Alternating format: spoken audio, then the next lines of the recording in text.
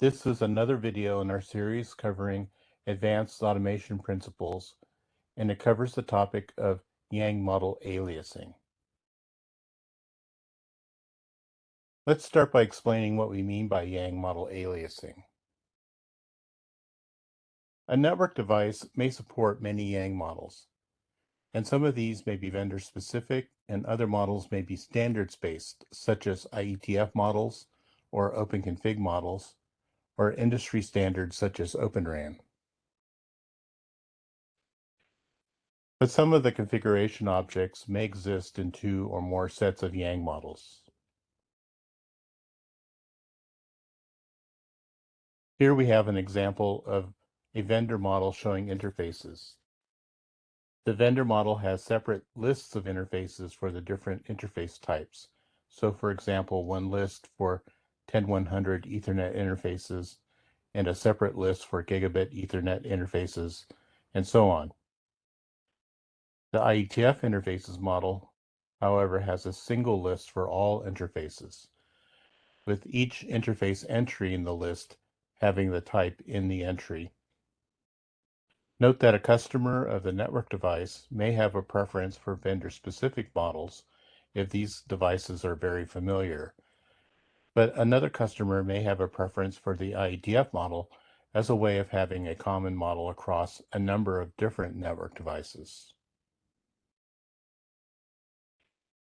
A network automation orchestrator might see the configuration objects and the overlap between the two different models as separate sets of configuration because it is unaware that the models are referring to the same underlying configuration in the network device.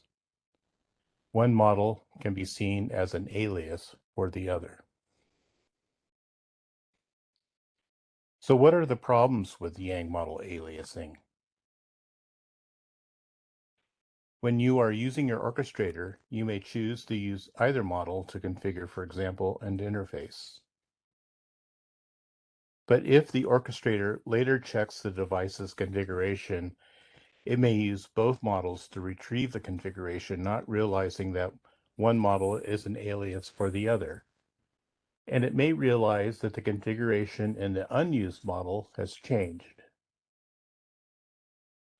Now the orchestrator may think its view of the device's configuration is now out of date, and it may think it needs to resynchronize in order to have an up-to-date view of the device's configuration. How can we avoid these problems at the orchestrator level with aliasing? One way to do this is to have the orchestrator select one model or the other in order to manage the device, but not have both models potentially used. In NSO, this can be done by including one or the other Yang models in the NED, or network element driver, but not both. For more information, please visit the NSO and CompD sites on Cisco DevNet. For more information on our NetConf and Yang automation testing program, which uses NSO to exercise the NetConf capabilities of your device, visit the TLF website for more information. And for more videos in our Advanced Automation Principles series, visit the TLF YouTube channel. Thank you.